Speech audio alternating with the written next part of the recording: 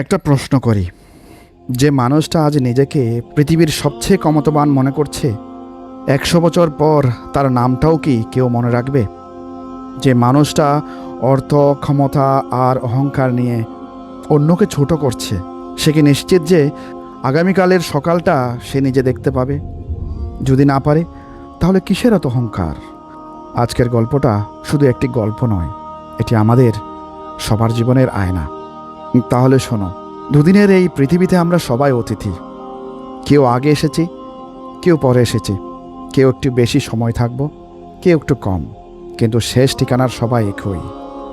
তবু আমরা এমনভাবে জীবন কাটাই যেন আমরা চিরদিন বেঁচে থাকবো, আমরা তা ভুলে যাই। এই পৃথিবীতে আসার সময় আমরা কিছু নিয়ে আসিনি, আর যাওয়ার সময় কিছু নিয়ে যেতে পারবো না। একজন ধনী ব্যক্তি একদিন তার বিশাল বাড়ির বারান্দায় দাঁড়িয়ে গর্ব করে বলেছিল, এই শহরে আমার মতো ধনী আর কেউ নেই। কয়েক বছর পর সে বাড়ির সামনে নতুন মালিকের নামের সাইনবোর্ড ঝুলছিল। ধনীর নামটি মুছে গেছে, কিন্তু বাড়িটা রয়ে গেছে। কারণ পৃথিবী কাউকে স্থায়ী মালিকানা দেয় না। আজ যা তোমার, কাল তা অন্য কারো। ভাবুন তো, কবরস্থানে যারা শুয়ে আছে, তাদেরও একদিন অনেক স্বপ্ন ছিল। কারোর ছিল বড় ব্যবসা, কারোর ছিল কোটি টাকার সম্পদ, কারোর ছিল অসীম সৌন্দর্য, আর কারোর ছিল বিশাল ক্ষমতা। কিন্তু আজ তারা সবাই একই মাটির নিচে।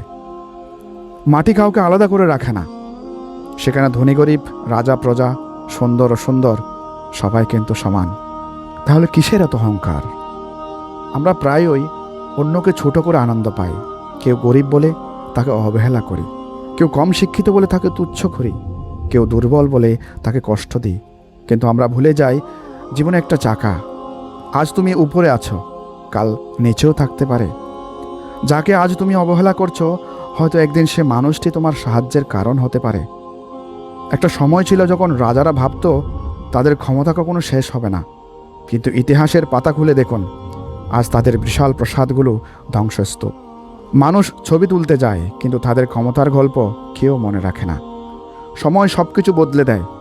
সময় সবচেয়ে বড় শিক্ষক, আর সময়ের কাছে সবাই পরাজিত। তাই শোনো, অহংকার মানুষের সবচেয়ে বিপজ্জনক রোগ। এ রোগে আক্রান্ত মানুষ নিজের ভুল দেখতে পায় না। সে মনে করে সে সবার চেয়ে শ্রেষ্ঠ। কিন্তু বাস্তবতা হলো, যে গাছ ফল দেয় সে গাছ মাথা নিচু করে, আর যে গাছে ফল নেই সে গাছই আকাশ ছুঁতে চায়। জ্ঞানী মানুষ বিনয়ী হয়, অজ্ঞ মানুষ অহংকারী হয়। জীবনে যদি কিছু নিয়ে গর্ব করতেই হয়, তাহলে নিজের চরিত্র নিয়ে গর্ব করুন, নিজের সততা নিয়ে গর্ব করুন, মানুষের জন্য করা ভালো কাজ নিয়ে গর্ব করুন। কারণ অর্থ হারিয়ে যায়, সৌন্দর্য হারিয়ে যায়, ক্ষমতা হারিয়ে যায়, কিন্তু একটি ভালো কাজ মানুষের হৃদয়ে চিরকাল বেঁচে থাকে।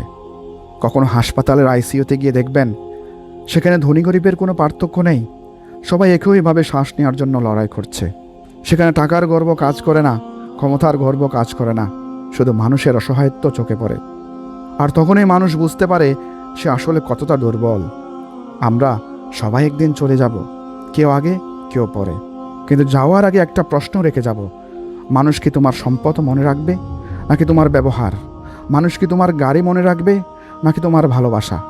মানুষ কি তোমার অহংকার মনে রাখবে নাকি তোমার মানবতা? জীবনটা খুবই ছোট। অহংকার করার জন্য নয়, ভালোবাসার জন্য, ক্ষমা করার জন্য, মানুষের পাশে দাঁড়ানোর জন্য। কারণ আমরা সবাই এই পৃথিবীর ক্ষণিকের অতিথি। আজ আছি, কাল নাও থাকতে পারি। তাই মানুষকে সম্মান দিন, মানুষকে ভালোবাসুন, আর মনে রাখুন, 2 দিনের এই পৃথিবীতে আমরা সবাই অতিথি। তবে কিসের জন্য এত অহংকার করো? ভিডিওটি যদি আপনার হৃদয় ছুঁয়ে যায়, তাহলে একটি লাইক দিয়ে জানান, কমেন্টে লিখুন, আমি অতিথি, অহংকারী নই। আর ভিডিওটি শেয়ার করুন, যাতে আরও মানুষ জীবনের এই বাস্তব সত্যটি উপলব্ধি করতে পারে।